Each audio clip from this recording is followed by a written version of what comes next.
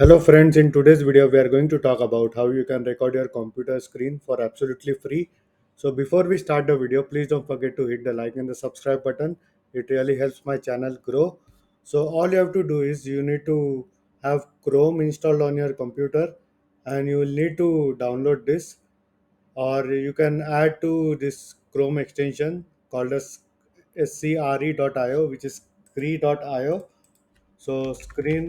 So all you have to do is simply Google screen recorder for Chrome, go over here and add this extension. So I've already added it.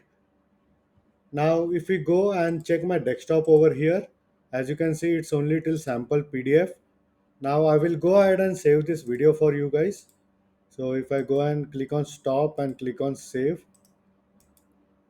so this video is already now captured on my computer.